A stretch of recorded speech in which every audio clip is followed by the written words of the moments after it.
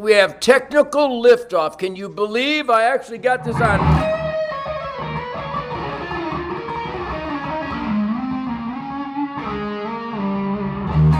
Anyhow, Scuba Ted reporting for duty. Hallelujah. Hell yeah. Well, Ted, I appreciate your time.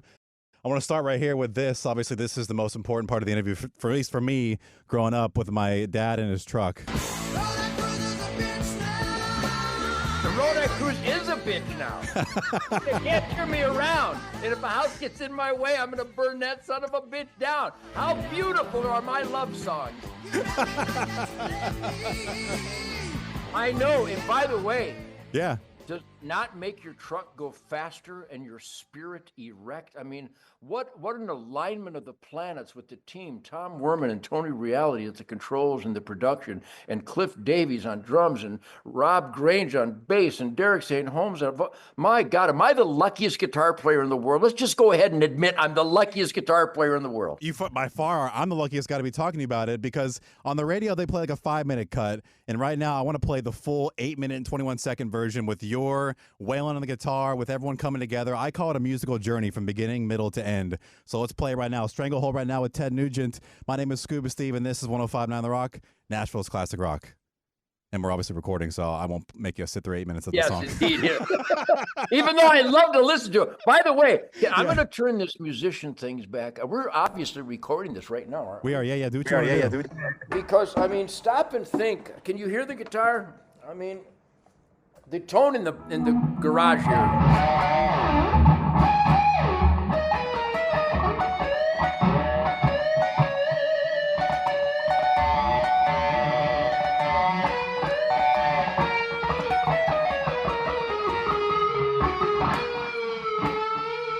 Look at goosebumps on the that's lick for lick. I had to go back and learn that solo because I just did it as a guideline to Cliff and Rob, where the bolero would come and how the crescendo dynamo humming took place.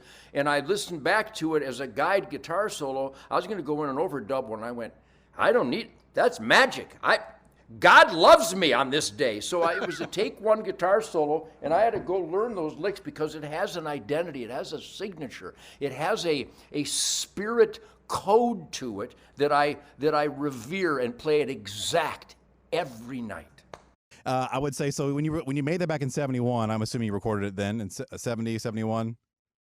Yeah, actually, we went in the studio. I've been playing it since 1968. It was a jam session at a church after playing at the Grandy Ballroom with the Amboy Dukes and the MC5 and the Bob Seger and the Last Herd. And I went in with Steve Booker and John Souter, and we just did a jam session about 1 o'clock in the morning. I just happened to have one of those little cassette recorders. So it's a lick that developed over the years, but my band, when I went solo after the Amboy Dukes in 74, we recorded it in Atlanta in 74, and it came out that year. And it's obviously, it's a mile marker, it's a road marker, it's a life, a sonic moment. I mean, if I wasn't me, I would love the song just as much as you do. I mean, when it comes on the radio in Michigan or in Texas, my trucks go faster. What more indicator do you need of how meaningful a song is? That was usually when my dad would grab a beer and he'd say, you take the wheel, I'm going to crack this beer, and let's hit the road. So when you had to recreate it, how long did it take you to relearn that song that you did one time as a solo that became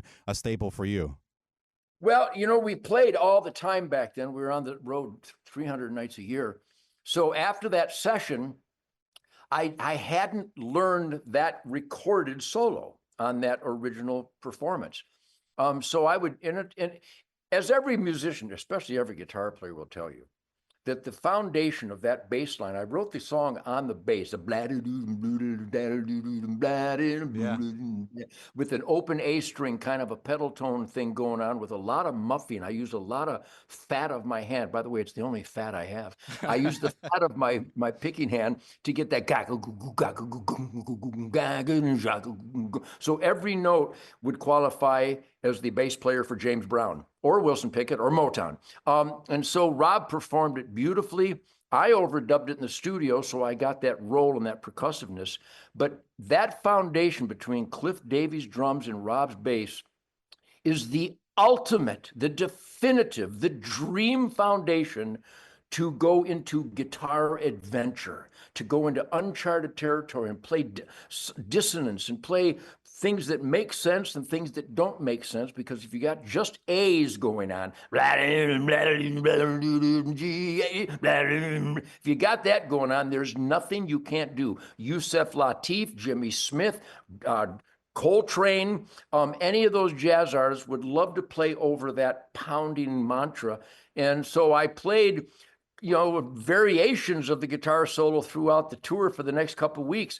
But as the record was about to come out, I went back and listened to the recording. I went, wait a minute, that has a dynamic thrust to it, leading up to the bolero and the way it goes to 10 and back down to 2 and 3 and settles in, gets really sexy. And it's hypnotizing. I know it is because of Rob and Cliff.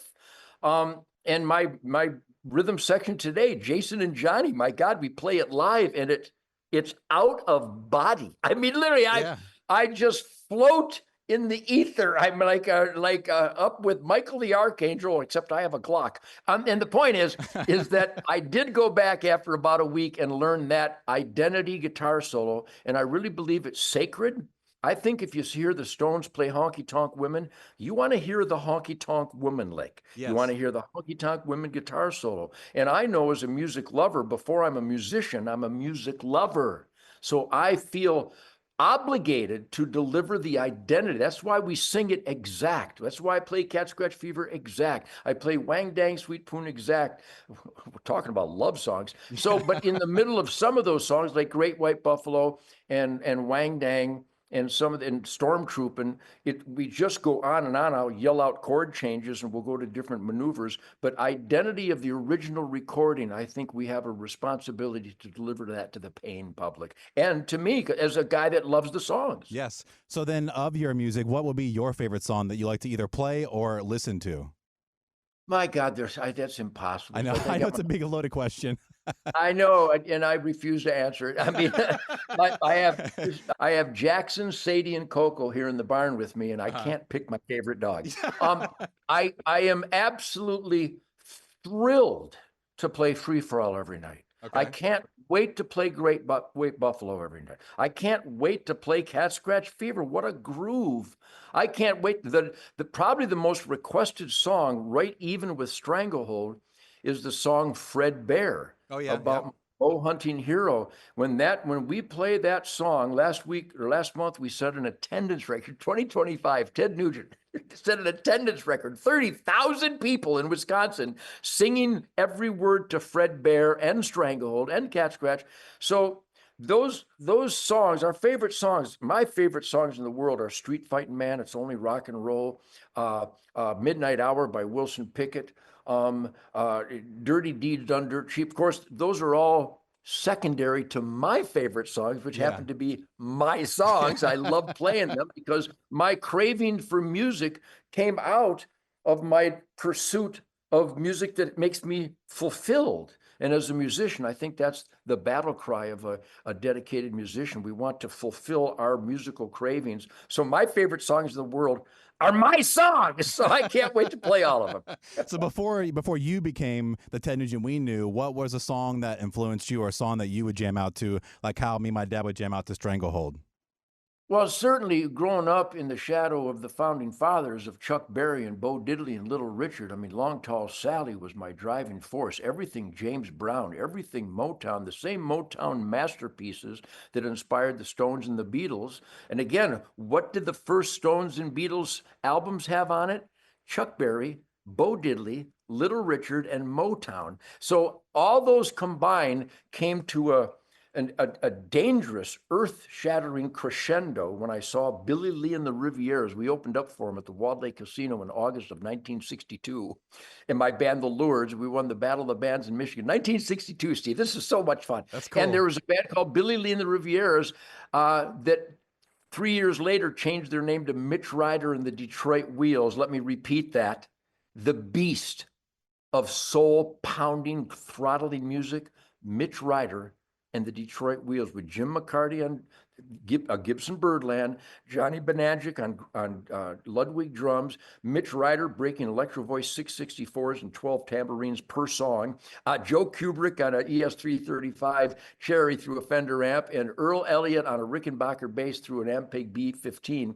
And they had such a tightness because they were inspired by the Black Heroes, and you have to be tight. It has to have dynamics and throttle and pulse, and that's the groove that nobody can escape if you put your heart and soul into it. So I would say probably the most influential piece of music in my life.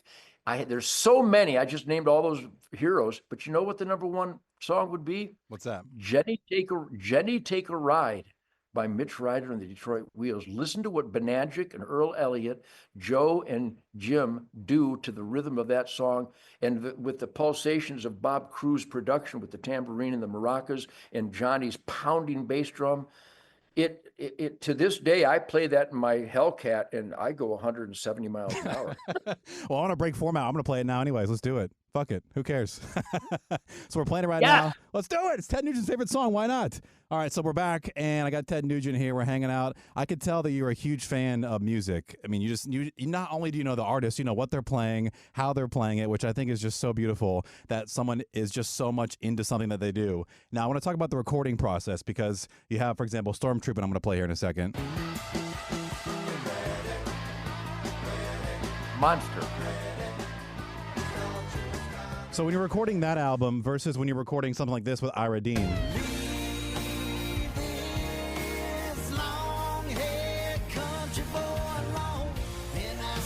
Singing along to that line in the song, Sweet Home Alabama. I hope Neil Young will remember. I want to get to that where Ted takes it away. Here we go.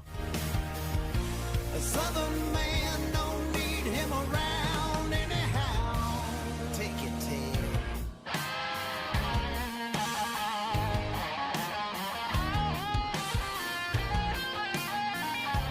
So the recording process, going back to the 60s, 70s, 80s, how is that different from back then to where we are now? What is that? Tell me what it's like for you.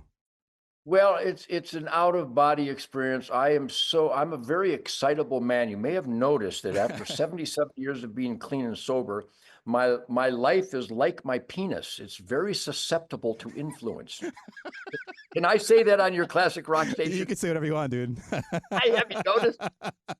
But that's the only thing I can compare it to. My life, I am so excited about training my dogs this morning. I am so that I have to take a deep breath and calm down. I am so excited about shooting my bow and arrow this morning that if I don't calm down, the arrows will fly helter skelter. So I'm an overly stimulated individual, but luckily in the earlier years of my mid-teens, I learned to manage that excitement level so I could play tight and with authority and creative based on the rhythm and blues that inspired me. That being said, the recording process for me, and you could talk to my different producers, Ira would be a perfect example, because if you listen to the Damn Yankees, we have some nice, beautiful ballady type songs that the masters, Tommy Shaw and Jack Blake and I created. Those aren't wang dang sweet poon tang songs, though we did create some like Pile Driver and Don't Tread. But I hear a piece of music that has soul.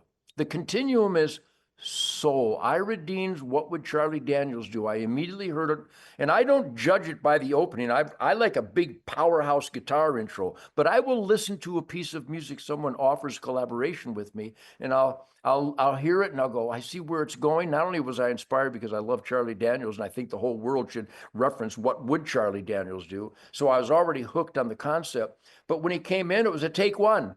I'm grooving with the song, and he gave me the signal to do my guitar solo, and my Birdland just ate my face. It was beautiful. So it's all Stranglehold solo, take one, Cat Scratch solo, take one. My last record, Detroit Muscle. You listen to those songs. There's a song on there called Born in the Motor City, where it's almost like a Paul Butterfield blues band with the master guitar players of yore. And it hasn't changed for me. Now, the technicians will tell you that the technical approach has changed with all this insane Pro Tool, whatever that is. I have no idea what that is. I don't care what that is. Put the mic next to my amp, capture the sound I have dialed in, which is so critical. I have a guitar sound signature with this Gibson Birdland that we have to get accurate. And Ira knew that, which is one of the attractions to have me perform on a piece of music because of my guitar tone through this masterpiece Gibson Birdland. It's a rich, fat, dynamic, tonal orgasm orgy of sonics and frequencies. And so if they get that right, it's always take one because I'm inspired by the soulfulness of the music. So you mentioned Damn Yankees because I'm a little bit younger. I'm 38. I'm 30. How old am I? I'm 39 years old. So I grew up.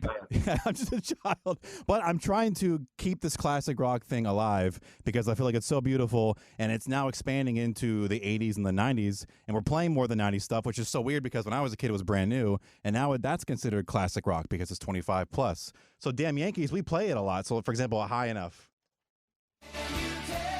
Someone like myself that's not educated on it, how did that come together where you're getting together with this supergroup, Damn Yankees? Well, we never think in terms of super group or super anything. We think in terms of music. Okay. I've always admired Tommy Shaw. He's just a soulful dynamo musical force. He breathes in key and rhythm. Jack Blades is the same thing. These guys are just so musical. I'm musical, but not to the degree that those guys are. You know, they can hear a car crash and tell you what key it's in. I just celebrate the car crash. I want to know how much horsepower there was involved. I want to know what speed was going. So I'm like a raw primal scream music guy, and so are they to a great degree. And can't forget Michael Cardelloni, who ended up in the Leonard Skinner band, has just made a reputation of super musical force for himself. But that came about.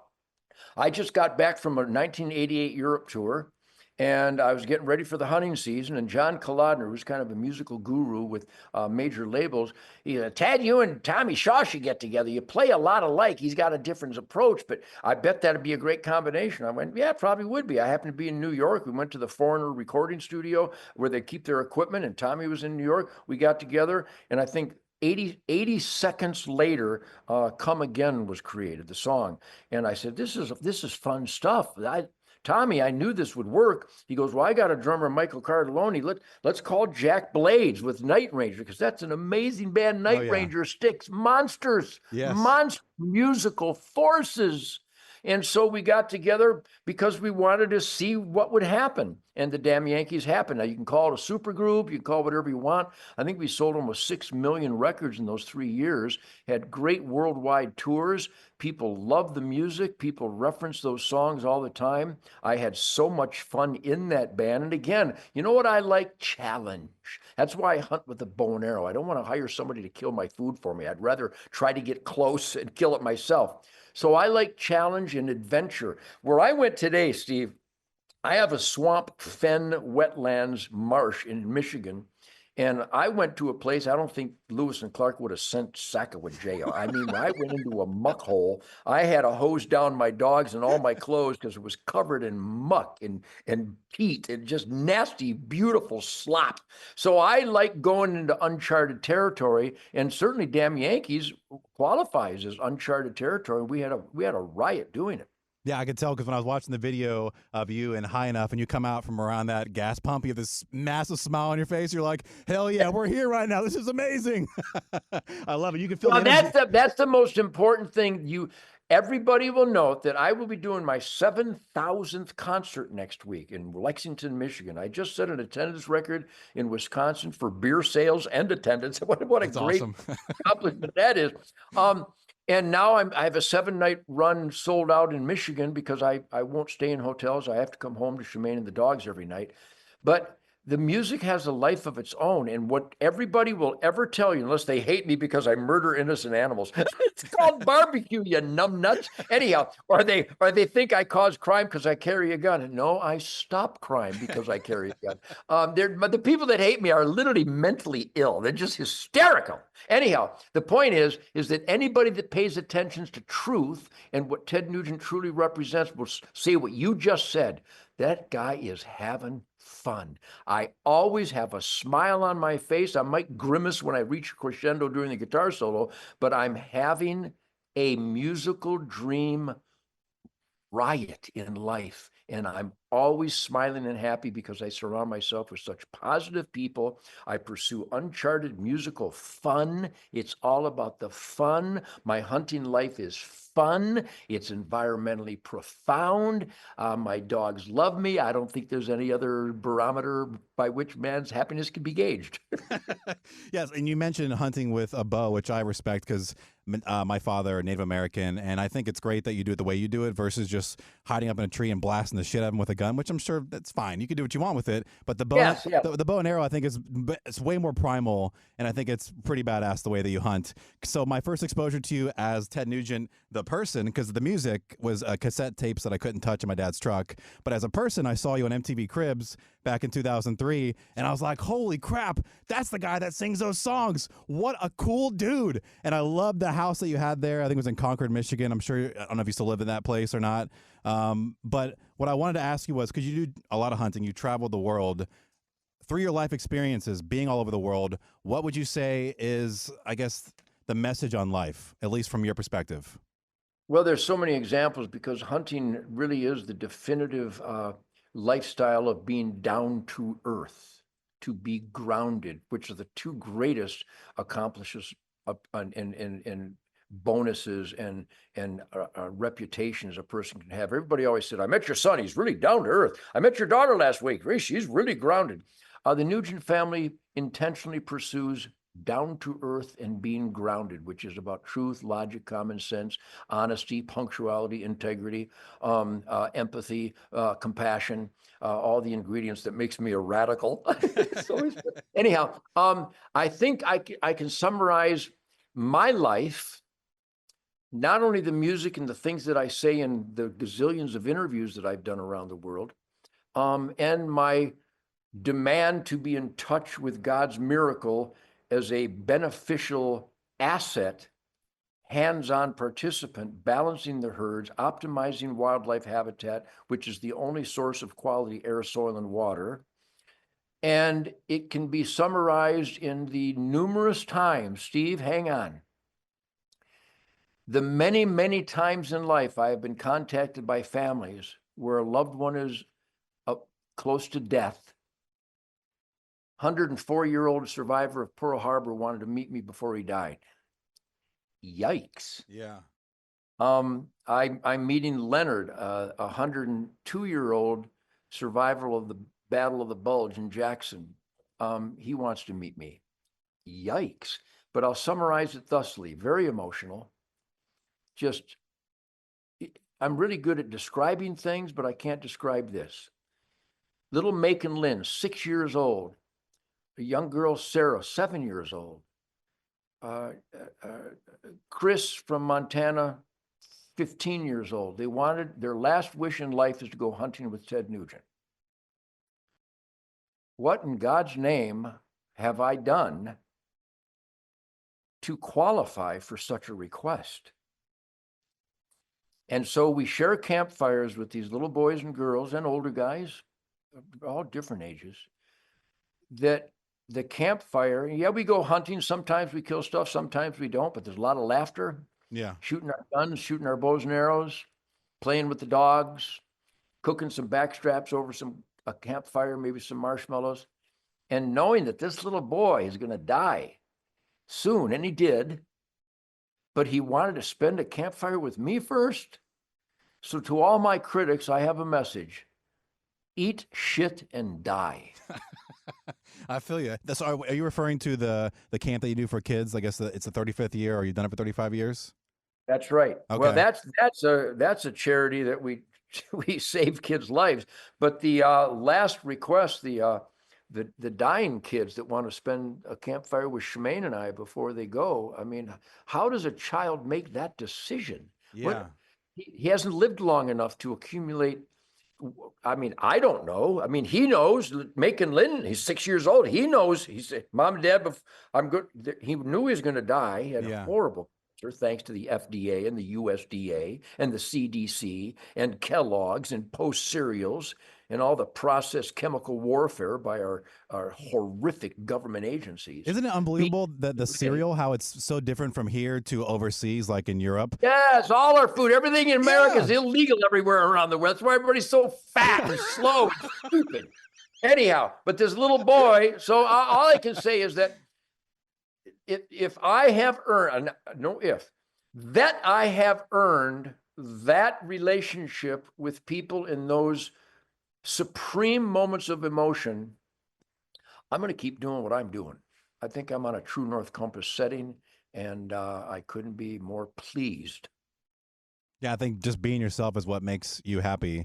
And that's what I've been trying to do, at least. I mean, I've got 3 kids myself, and I feel like at times I lose my identity because I am a father and I try to put them first. I mentioned my dad earlier on. He was a great guy, but we got into some alcohol and my parents got a divorce and there was a big fight that involved the cops and all this shit. And then it turned into a divorce, and then it turned into him being gone and all this crap. But yeah, I mean, it happens, but I think, everyone has their journey and whatever it may be. Yes. It's how you own that journey versus hiding from it and masking it with drugs or problems and things that you can to get rid of it. And so I knew that in my journey, in my life, I wanted to become a father, and I wanted to restart that and take some of the good things he did, because he did teach me a lot of great things, one of them being music, and that's why you and I are sitting here right now, a massive influence on me growing up. So for you as a father, thinking about that, my kids are 7, 4, and 2. What's some really good advice, some sage advice from Ted to Steve on raising kids, and then trying to balance? Like, I work for Bobby Bones, which is a national show, and I work for the company, so I'm stretched very thin.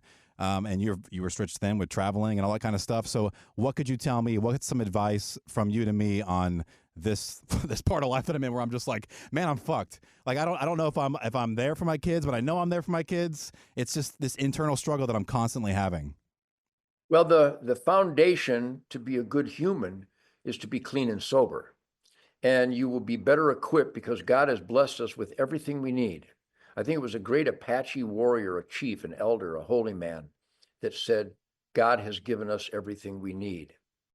And no truer words were spoken. But if you get high and stoned, you lose what he gave you. You're not as good after drunk and stoned as you were before drunk and stoned. Now, people get all pissed off when I say stuff like that, but comfortably numb is actually uncomfortably dumb. And to pursue a stoned, out of touch condition is to intentionally be in the liability column for your family. Now, your story is not unique. Your story is the human story. My dad was such a bastard. And they drank and smoked. My mom, who was just a fountain of positive fun and energy and comedy and piss and vinegar and support. My dad was supportive after he got past the rock and roll fear mongering. And he was a good disciplinarian. So their drinking and alcohol caused them to pass prematurely, I believe, which was always the case. Even though there are many cases where, grandma smoked till she was 104. She drank, whiskey every night. So, so there's not a set rule, but clean and sober is always better than the alternative, period. Yeah.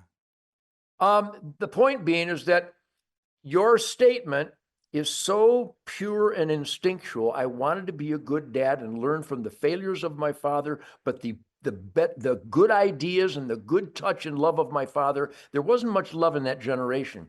But as a dad, if you met my son Fleetwood, who's 55, my daughter Louisa, who's 53, my daughter Sasha, who is 50, my son Toby, who'll be 48, my daughter Heather, who is 43-ish, 44-ish, my daughter Chantel is 38-ish, and my son Rocco, who is 35.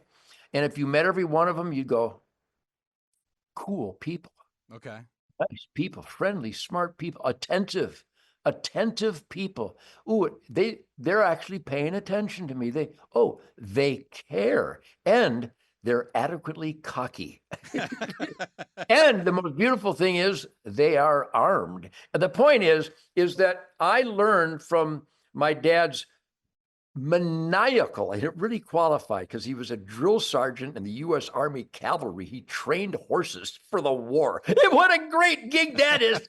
And he trained his sons and daughter in the same way he trained horses. It was awesome. So we hated it. But you know what you'll find? My brother Jeff, my brother John passed away just tragically a few years ago. My sister Kathy, myself, my wife Shemaine, my sons, my daughters, my grandkids. You know what you'll find? Discipline. And that's why I reference archery. I shoot my bow every day because life is the path of your arrow. It's the origins of Zen. It's the definitive martial arts of oneness with your choice, proper, intelligent, responsible choices. What is your Mr. Left Hand doing with Mr. Right Hand? In fact, I'll show you right now. I shoot my bow every day. I do a podcast, the Ted Nugent Spirit Campfire. I shoot my old-fashioned longbows, my old-fashioned recurve, my brand new Matthews bow. But do not underestimate the power that God has given all of us, where Mr. Right Hand must be in touch with Mr. Left Hand, guided by Mr. Brain, controlled by Mr. Lungs, and the spirit of the control of my life is indeed in my hands. Oh! And if you can manage your projectile, whether it's marksmanship with a firearm, but ultimately with a bow and arrow, if you do that, and you can call upon all your gifts from God to guide that arrow, your life, on the path of your responsible, positive choices, the fulfillment factor, and then you apply it to guitar playing or welding or training dogs or optimizing wildlife habitat or filling feeders or observing birds or shooting a woodchuck for dinner. If you apply that discipline and the responsibility of your conduct that you and you alone are in charge of, are you leading a life that puts you in the asset column for your family? Or are you knowingly and intentionally plummeting into the liability column that if there was a fire in your life, would you be able to help your family out of the flames? Or would they have to struggle to help your comfortably numb ass out of that problem? Either you're an asset to your family or you're a liability. And if you're comfortably numb, shame on you because you're a liability and you're no good to anybody. How's that, Steve? That's very honest. And I love it because I will say this. I mean, not that I have a problem with it, but my vice on a Friday after a long, long week, I may smoke a bowl, but I've been on this thought in my head, and I think after talking to you, it's pushed me in a direction where even though, yes, it's once a week, but just that moment right there, the fire, either whether it's figurative or it's literal fire of a house burning down. Both. Yeah, exactly. Both. And it kind of, those things hit me where I'm like, what if tonight something like that happens and I'm passed out because I'm stoned and I was trying to numb myself from the whole week of all my problems. And it's a cycle of like, I'm going to stop it. And then next Friday comes, I'm like, I think I'll smoke one bowl. And then I'm like, okay. Scuba Steve, don't take the pressures and the challenges in life as a negative. Take it as a fortifying lesson in how to overcome them. And the answer is to never escape them, but to learn from them and then do something, especially in nature. Also, I fill bird feeders every few days. We have 66 species of birds on my swamp in Michigan and the same number on our ranch in Texas. I put in my hearing aids. Without them, I can't hear anything. But I literally I'll train the dogs, and it's very fast and furious, and the dogs love it. And we get done with about a 20-minute training session. And then I sit down with a cup of coffee, and I go,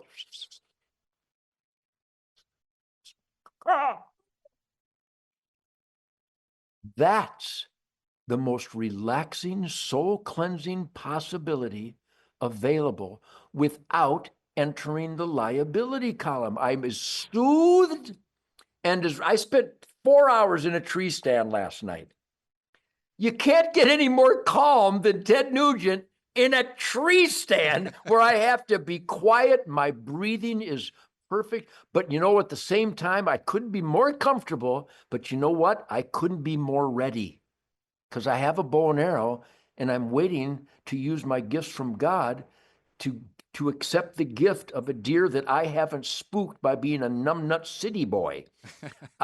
So do not, my TV show, award-winning, 35 years, Ted Nugent, Spirit of the Wild. The song, Spirit of the Wild. The record, Spirit of the Wild. The definitive, complete healing powers of nature are right outside your back door. There's a park somewhere, there's a river somewhere, there's a wood somewhere.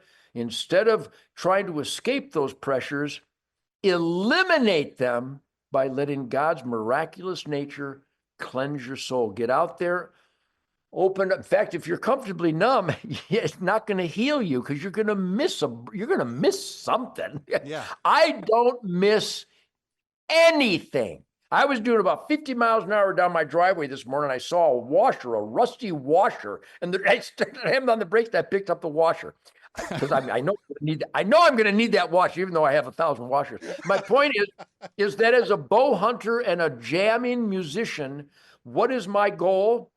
The highest level of awareness I can possibly cultivate and attain. And comfortably numb literally intentionally lowers that level of awareness. I'm convinced of that. I've said goodbye to way too many heroes. I've said goodbye to way too many loved ones because they thought getting drunk or getting stoned or getting high was the answer. And I said it once before, Jimmy got high and Jimmy's dead. I went hunting and I'm still Ted. It really is the healing powers of nature that is my life. That's where my guitar licks come from. That's where my spirit soars. That's where my dreams are graphic. I think I've expressed this adequately, but I believe in all my heart and soul, when people have abandoned the comfortably numb pursuit and found nature, the happiness factor explodes. Okay, and I will say, because we moved from California, originally from Orlando, Florida, moved to San Francisco, LA, and then came here to Nashville because I was growing the family. I got 3 kids now. We had 1. We moved here, and we bought acreage. So it's my first time ever having a real backyard. And when I walk out there, I see the happiness in my kids, and so that's what I focus on, is seeing them. Like my kid, he potty trained in the backyard. He would take a shit in the backyard, and 2 seconds later, my dogs would come over and eat it. And it was a circle of life. So, that's hysterical. That's nature, baby. So, well, the old colloquialism, does a bear shit in the woods? I think that needs to be changed. Does Ted Nugent shit in the woods? I guarantee I've taken more shit in the woods than Davy Crockett. Oh man, I don't want. I could talk to you for hours. I know that we can't do that. You got shit going on today, but I appreciate your time. You're very candid and you're very honest with me. And I think you also, I know you motivated me because I was on the tip, and no one's ever explained it to me the way that you have about the vices and focusing on yourself and nature and God and all that stuff, which I think is beautiful. And tednugent.com, that's where people can see everything for you. TV shows, the tour in Michigan, hit that 7,000 shows, 50th anniversary of Stranglehold and that whole album. I appreciate your time. I love your garage, everything back there. Well, can you tell me real quick, what's your favorite patch on that wall behind you that I see? Oh my God, I'm in the arsenal of democracy. That's so cool. I've got more. I've got about 6 million rounds of ammo. I got thousands of guns. I got every tool, and I got thousands of arrows.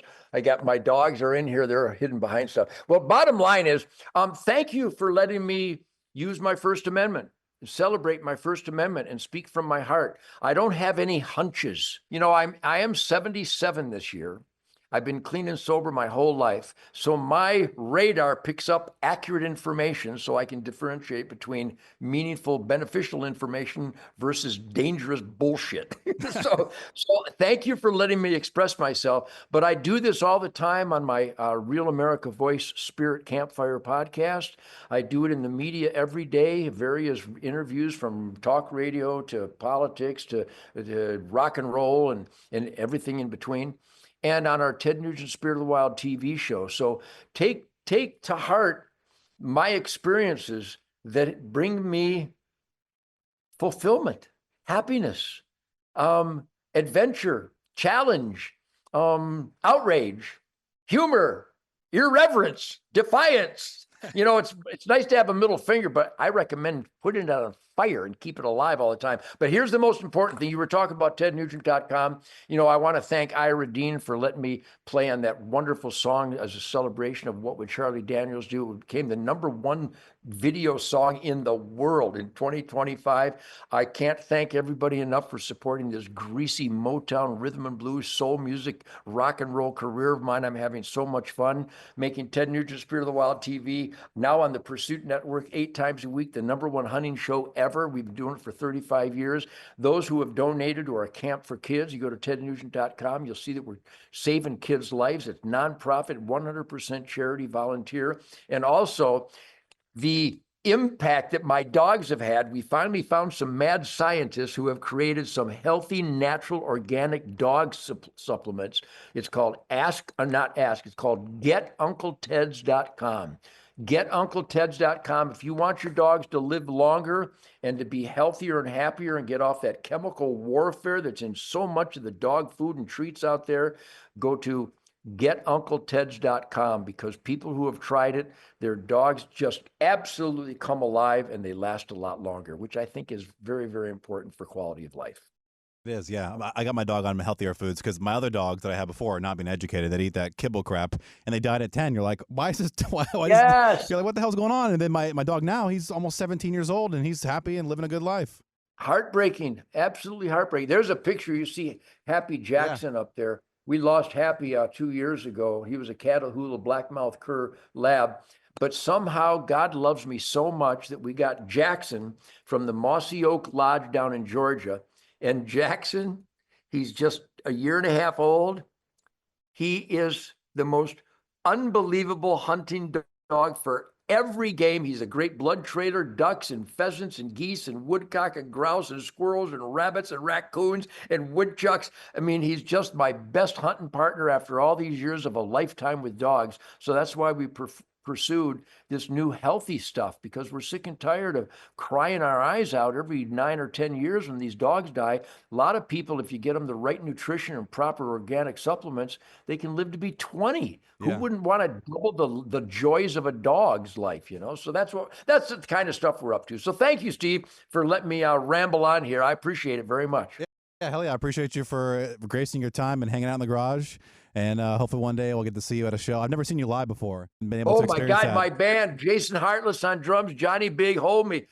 If I wasn't in this band, I'd be in the front row every night. These guys are so good. Every night we get on stage, we go, all right, motherfuckers, we're auditioning for James Brown. No white boy shit. I want some throttle. I want some grind. I want some groove. I want dynamics. I want soul. I want us to pay attention so that we could back up James Brown. And the beautiful thing about it, we qualify every night. That's all. Hey, can you tell me when you're doing those shows in Michigan, what are those dates? Are they We're doing 7-night run. God, it's worth the trip. People are coming from all around the world because I don't tour. I'm never staying in a hotel. Yeah. We're Lexington Theater, Lexington, Michigan, August 25, 26. 26 will be my 7,000th performance. 27 in Saginaw, Michigan, a great place, great theater, unbelievable. Fred Bear Country.